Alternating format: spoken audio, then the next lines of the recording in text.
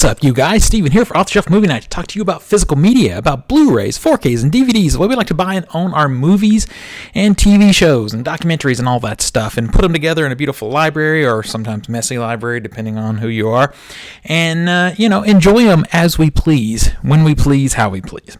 If you like this kind of stuff, you're a collector, you want to be a collector, or you just like movies, I think you're in the right spot. Hit that subscribe button, hit that notification bell, and if you like this video, you can share it out and definitely like it. It means a lot to me. It really helps the channel, helps get the word out, helps grow the conversation that we're having here about physical media and about movies. So I think most of the people that I talk to here on a regular basis on this channel are seasoned collectors. You guys have been going for a while, you've been collecting for a while, but I do often get questions about how to get into collecting, how to start a collection, how to maintain a collection, all that kind of thing. And I thought, I would just do a video, sort of a collecting 101, my opinion on how to get into collecting movies and how best to do it without just killing your wallet. And that is the big thing, because really there's no ifs, ands, or buts about how to be a collector. Just freaking go buy movies. But there are things you can do to optimize your spending, to optimize your purchasing, and that's kind of where I want to focus today. And we're going to retread water a little bit. I'm going to start with a few things that we've talked about here before, but I think it's important to do that. It's important to establish a baseline on collecting. So before you really get into collecting, honestly, most of us that collect, I think, probably just fell into collecting organically. There was a movie we liked, we bought it. There was another movie we liked, we bought it, and so forth. And then it just sort of grew. But then from that point, we grow into what kind of collector it is we want to be. And I've named them. I don't think there's any, this is not a real thing. This is just how I determine collecting. The two big, there's lots of subgroups of movie collectors, but for me, the two big versions are the archivist and the curator. Now, if you're coming into this wanting to be an archivist, then your life is a whole lot easier because you're trying to get everything. So you're just buying movies, and you can do, I've seen a lot of, not a lot, but a few bigger YouTube collectors give advice on collecting, and their advice starts out with, if you want to bulk up your collection, then head on over to Dollar Tree and hit the Dollar Tree sale. The idea of bulking up a collection is it's very cringy to me, because for me, I don't collect for the size of my collection. That's my first big piece of advice, is don't care. Do not give any care about the size of your collection.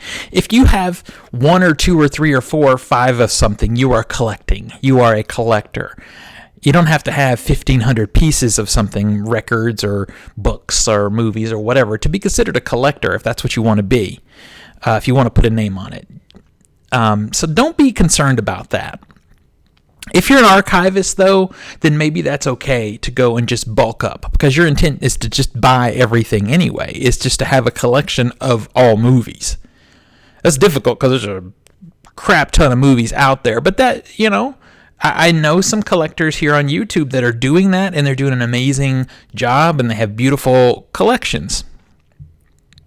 There's also the curator, which is me, which is to only have movies on your shelf that you actually like, that you want to watch and that you want to share with people. That one's harder because as collectors, we tend to buy in groups. We tend to buy quantity, and if you're buying a lot of blind buys, it's hard to keep up. It's hard to see everything that you bought. I've said on here before, I try to maintain a 2-week limit on blind buys that come into my collection. I try to give myself 2 weeks to get them watched and decide if I like them or not, and if I don't, then they leave. I want to dedicate that space to something I like. It's difficult, though, if you're an archivist and you're buying 8-10 movies at a time, maybe more, at Dollar Tree. I don't buy in that big a quantity. That's the only reason I'm able to do it. 4 or 5 movies at a time is a lot for me. I had the Vinegar Syndrome sale, and I'm still trying to get everything watched. I'm getting close. So at the same time, don't put pressure on yourself if you don't wanna. This is just my rule. I don't think anybody has to, do this. This is just something I do to try to keep control of my space. Because my space is limited and so is my wallet. So I want to make sure what's on my shelf is what I feel is quality. And let me give you an example of the experience I've had with my collection to tell you kind of why I'm that way. Is when I have people come to the house that aren't collectors, but do like movies, they'll walk to my collection. And, if you're judging someone based off their movie collection or music collection or whatever, I've got no time for you. You shouldn't judge people for what they like or what they have on their shelves. Judge people by who they are and the actions that they make, not what they tend to collect. But these some of these people will come and they'll pull a movie off the shelf from my collection and ask me about it. And I like to be able to have something to say about that movie. I like to be able to talk about that movie. So I need to have watched it, and I prefer to have liked it so that I can share my thoughts on it, maybe even share that movie with them. That's just me. That is not the right way to be. That is my way to be. So with that in mind, now we move forward on starting the collection. And that's my first piece of advice is start your collection by buying something you like. Buy a movie you like, put it on your shelf. Buy another movie you like, put it on your shelf. Buy another movie you like, put it on your shelf. That's how your collection should be growing. Unless, again, if you want to be an archivist. But at the same time, you have to ask yourself another question. What's most important to you in the collection? Is it just to have the movie? Or is audio and video quality most important to you? Or is it extras? Is it packaging? What is it that's most important to you? So if you're someone who really prioritizes audio and video quality, like me, when I do have a movie on my shelf, I want it to be the best possible AV quality that is out there. Then again, Dollar Tree is not your jam, because lots of times Dollar Tree is old releases of something. You'll find old MGM releases of movies there for $1. They won't have lots of times any or very minimal bonus features, and the packaging is usually the most basic it can be.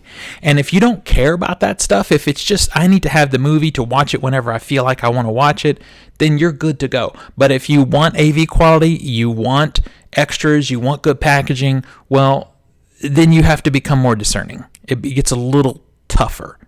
It's tougher for the curator. It's tougher for the person who's buying for beautiful AV for a movie that they like or for extras. It's tougher. It's more expensive. It sucks. It's the life of a collector. But I think you need to make these decisions about what kind of collector you want to be before you start buying stuff so that you don't double dip. And we're going to talk a lot about double dipping. But yeah, so first, what kind of collector are you? Are you archiving or are you curating? Do you want to have everything? So if somebody says, do you have this movie? And you do, which is amazing, because if they want to see it, you can watch it together. If they have the capability to play it, if they actually have still a Blu-ray player in their house, you can loan it to them, that kind of thing. It's amazing. Or do you want to be a curator who, has seen every movie in their collection or close to it? Very difficult to do, but I'm trying, you guys. That's what I'm trying to do. So make those decisions before you start spending money, so you only spend money once. Because if you decide you're a curator, or you decide one of the options I gave you, audio, video quality, extras, or packaging is most important to you, then you're going to have to go back and rebuy a lot of movies that you've bought already from the Dollar Tree or, whatever. So, okay, we've decided what kind of collector that we are. Now, let's talk about early adopting. Because early adopting is a very challenging thing. Because the problem with early adopting is you can really get screwed early adopting. Because I can't tell you how many times I have bought something on Blu-ray lately, in the last couple of years in particular, and have it immediately feel like it was immediately released on 4K. It sucks, but it's something that we have to, as collectors, accept that is going to happen if we're going to early adopt. As I'm building my collection, I make purchases like audio video quality is most important to me, then bonus features, then packaging. That's the order in which I collect. So I tend to make purchases based on, one, I just really am in the mood to see a movie that's not on my shelf. Two, it's a blind buy that looks cool. Or three, it's on sale. So that's how I end up making a purchase, and sometimes it just stabs me in the back. And there's some things, we'll talk about double dipping in a minute. We're working our way to double dipping, but oftentimes doing that will get you in trouble. I decided I wanted to get Invasion of the Body Snatchers, the 1976, I think. Correct me if I'm wrong. 1976 Donald Pleasance, Leonard Nimoy version of that movie. There's a lot of versions. I really want to see it, and the only version in the United States that was available was the Scream Factory that was out of print and super expensive. Well, I made an all-region Blu-ray player purchase a while back, and so I just decided to import the Arrow version. Arrow has a nice version in the UK with extras, and it's a really good transfer, on Blu-ray and the whole thing. So I decided to just import it. I imported it, really happy with that edition. Within 6 months, Kino Lorber announced and released a 4K. So now I have that one, and, I want it in 4K. I love that movie a lot. I really want, like I said, audio and video is premium to me. So now I haven't bought the Kino yet because the other thing I have to do, and I've just been procrastinating, is research bonus features. Because if the Arrow release that I have from the UK has bonus features that the Kino version doesn't have, then I'm going to end up having to own multiple copies. And this is something I really, really try to avoid doing because I need space on my shelves, again, allocated to new purchases. I want to keep adding to the library, but I don't want to get too buried in my films. Here's another example. I have this one laying over here. I just bought, let me switch from my notes to my camera. I just bought the Mad Max collection. This was on sale from Warner Brothers. This has all the movies in it. This was on sale during the recent Prime Day sale. And I didn't have the other movies. All I had was the first one. But guess what? I have the Kino Lorber release of the first film. Now, this is something, again, I'm procrastinating. I tend to do pretty good with watching films, but situations like this, I procrastinate too much. I need to look at the Kino 4K and see if the bonus features are the same. I'm hoping they are, so that I can flip that one and just keep this set. If they're not, if there's bonus features that I like on that one, then I'm going to have to keep them both, and that sucks. Here's another example. This is one I avoided happily. Criterion put out a really great looking edition of the David Cronenberg movie Crash on Blu-ray. Well, thankfully for me, at the same time, this international 4K was released or announced from Arrow Video. So rather than double dip, I imported this version because I wanted the higher quality image and sound. Now, Criterion is one of the best companies out there, best studios out there as far as extras. They do really good extras. So again, it's a situation where I'm going to have to look. This has substantial extras on it, so I may be fine with what we have here. I'm going to have to look and see. But I'm thankful that I didn't actually end up double dipping, because if I had bought the Criterion, I would have definitely imported this 4K. Yeah, so that and I know a lot of collectors get really upset about that. A movie goes on sale and they buy it, and then the 4K is announced or comes out. Recently, Malignant was a thing. It came out in Blu-ray. When no 4K was announced, it came out in Blu-ray. Everybody bought it. I still have not seen that movie. Everybody bought it. Then a 4K came out in the UK. And then, of course, it was announced and came out here in the United States. People got very upset in our collecting community because they had recently bought the Blu-ray. But here's the thing I want to explain is the physical media market, and you guys know this, I've done videos on this, is shrinking. It's going to be a collector's only market very soon. So a lot of times what has to happen are these studios will release something in a fairly basic format to gauge interest. And then if interest is high, they reissue it in a nicer version, and that sucks. But that's the way, really the only way they can do it. It's the way it's always been done in, all the way back to the VHS days, I think. Definitely the DVD days, because I remember this happening in DVD era also. So it's the nature of the beast. It sucks. It happens to us all the time. There are always people who don't care about the new hotness. So you can always flip if you do get stuck in an early adopting situation where you've bought something. You can always flip it and make a few bucks. I mean, you're going to take a loss. You're going to lose money. But maybe you'll lose a little less if you can flip that version to buy the new one, which is what I will do. If the situation with Mad Max is this one's fine, then I will take my Kino single movie release to a used spot and sell it. Or maybe I'll put it on Facebook Marketplace or Mercari or something like that. I'll sell it, make a few dollars, and help supplement the cost of the box set. But this is the situation that we live in. I'm fine with it because that kind of upgrade path helps, keep our community healthy. Helps keep things coming out. It tells the studios, hey, we want stuff. We're buying. Keep putting it out. But it is a thing that you will run into, and it will be a constant source of pain in the buttness.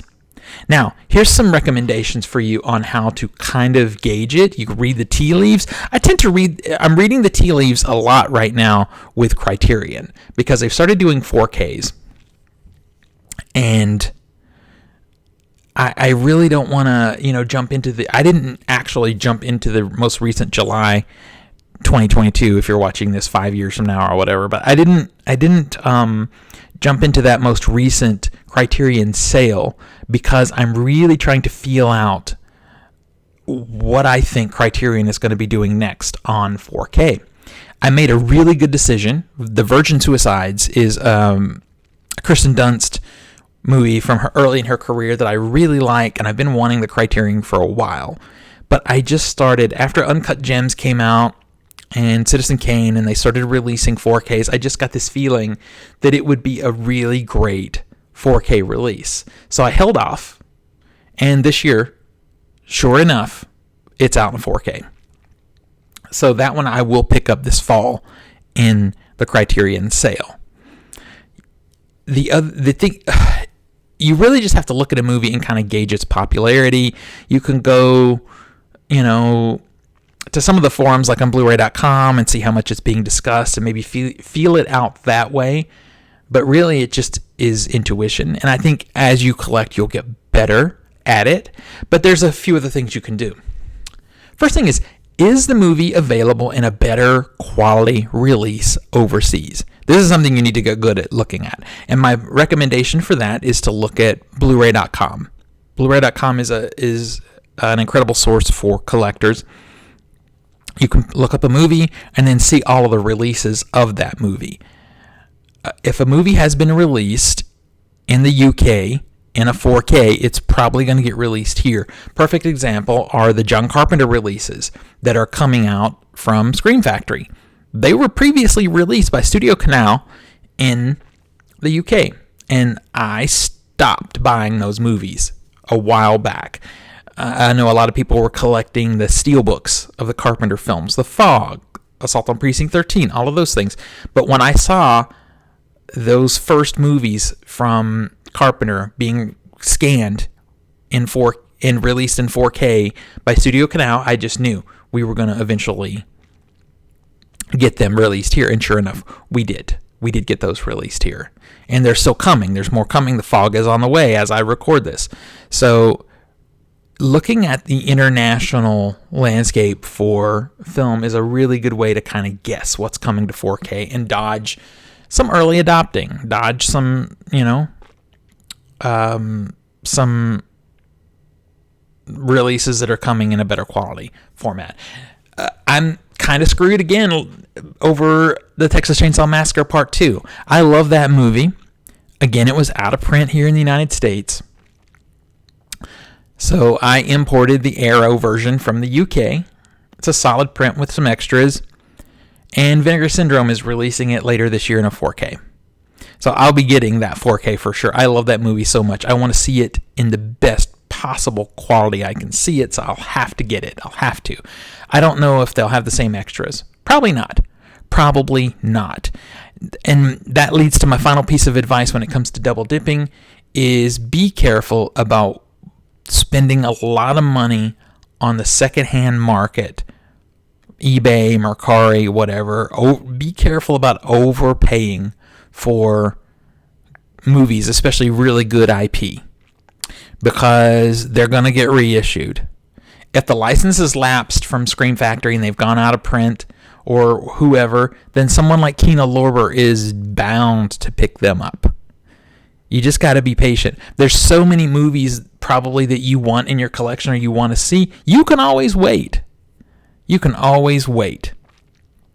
Now, that said, there have been some beautiful packaging options put out that you may just really want in your collection, and I feel that, and I have done that. The big one for me was the House collection, the 2 stories. I loved that box. I loved the book that Arrow put with it, and I searched and finally got it for what I thought was a reasonable price on eBay. Will those movies come to 4K? I don't know. Maybe the first one will. Maybe the second one. I don't know. If they do, I'm fine with it because I've watched this set a couple of times and I really love it. So I'm okay. But yeah, don't go blowing a lot of money on the secondhand market. Don't overpay for things that could possibly be reissued. Some exceptions are the Vinegar Syndrome collection, the VSAs that they put out. When those go out, they're probably staying out because they're small movies. So my advice is get those when they come out. Don't wait.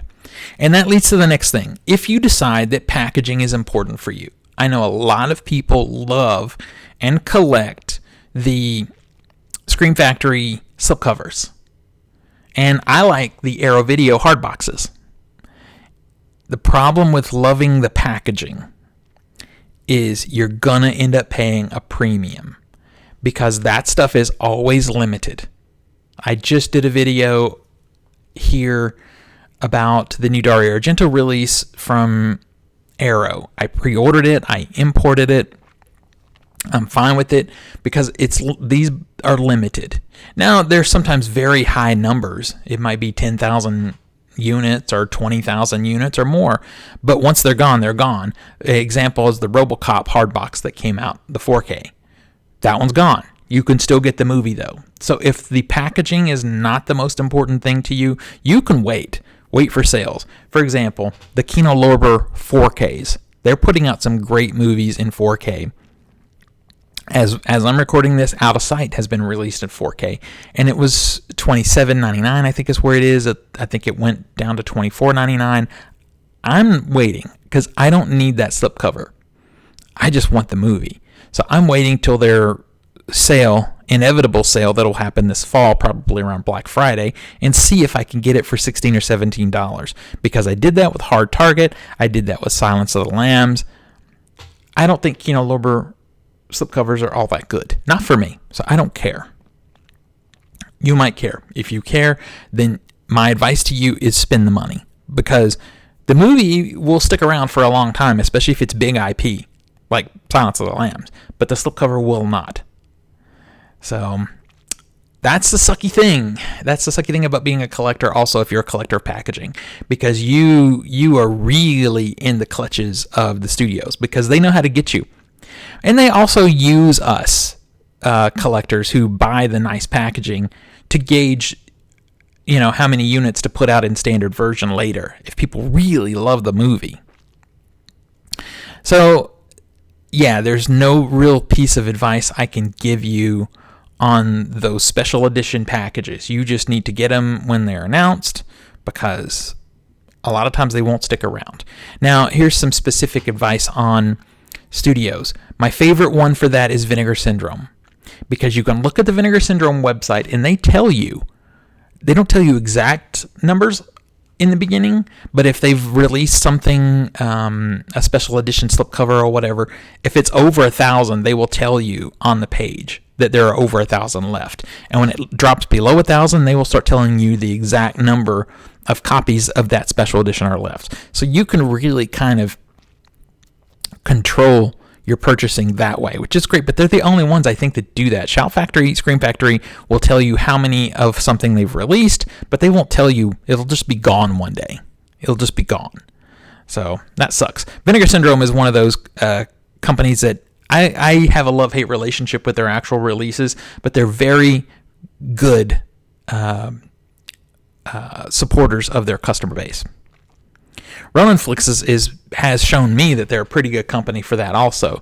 I bought the I Spit on Your Grave Blu-ray hard box set. Then they put a 4K out. People lost their minds.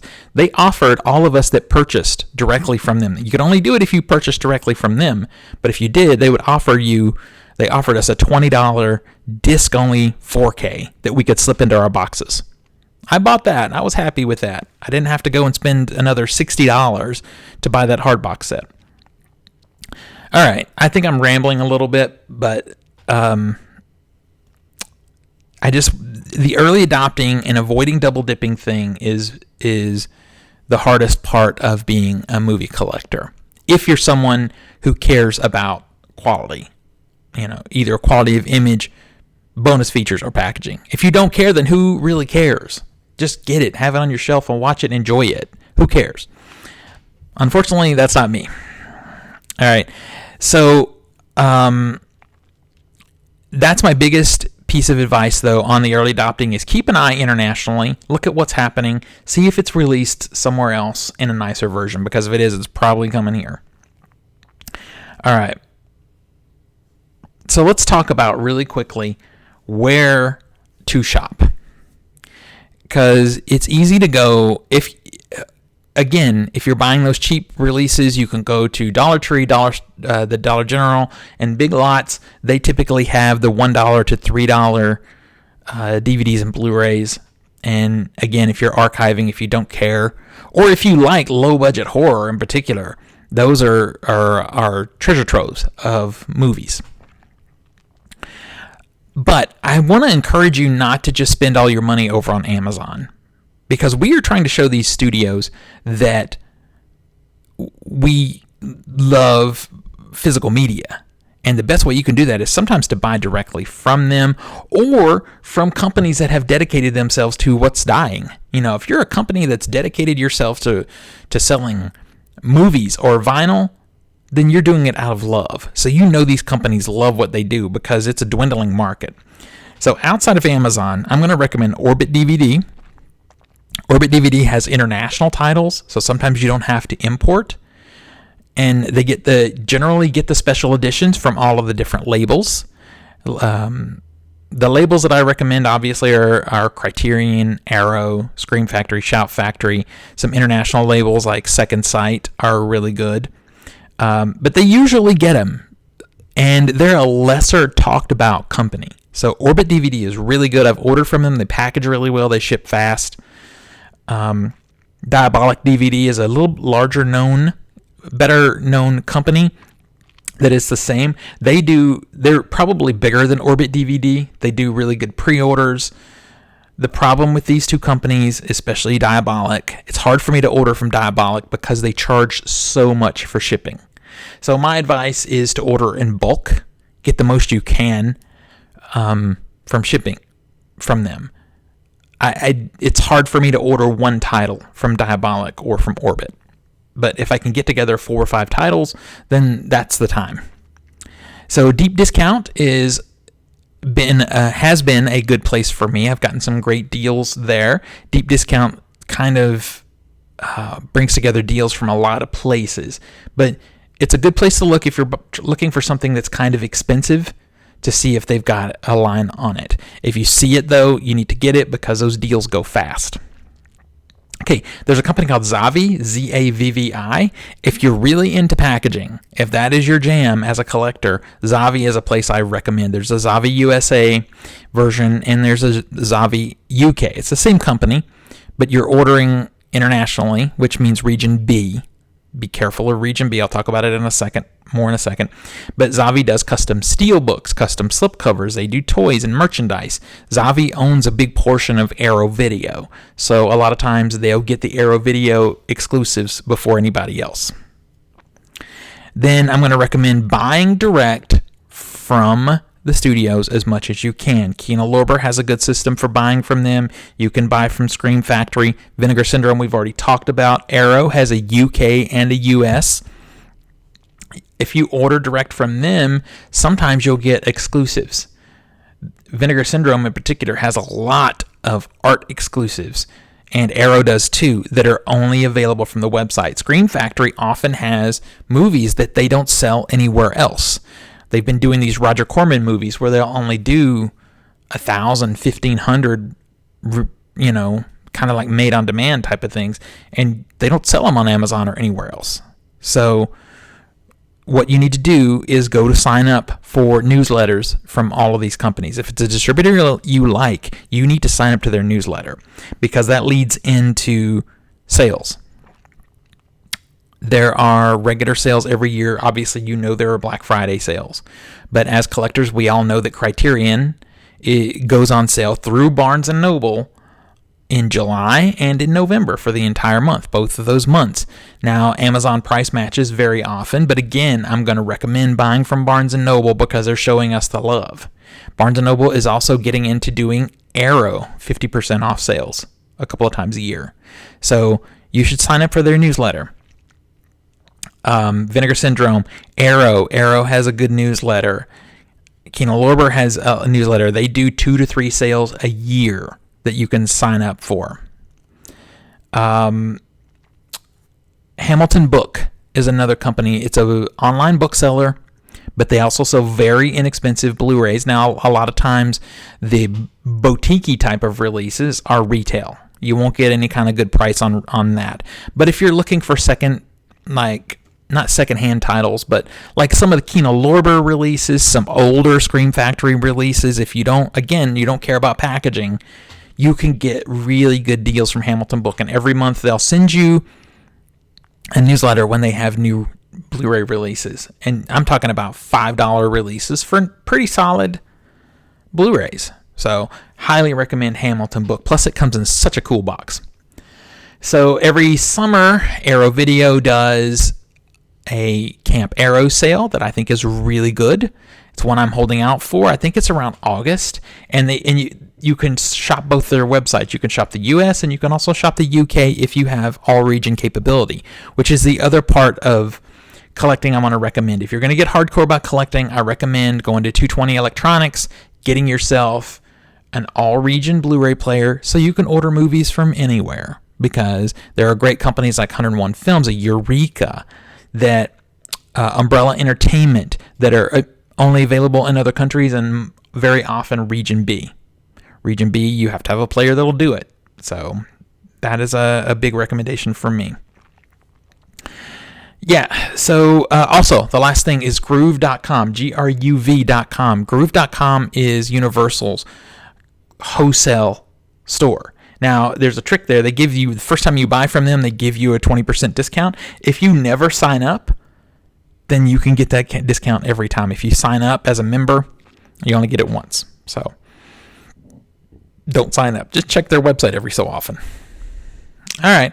So I think I've ran my mouth long enough. If there's anything specific that I didn't cover that you'd like to know as far as collecting, how to get into collecting, how I collect, whatever, hit me in the comments and let me know. I've tried to cover as much as I could think of in this single video. I know it's kind of long and rambly, but hey, there you go. This is Collecting 101 from me. I guess I'll bring this baby to an end. Until next we meet, pull something cool off the shelf, share it with your friends and family, and remind them why physical media is the best way to watch films and TV at home. I'll see you guys on the next one.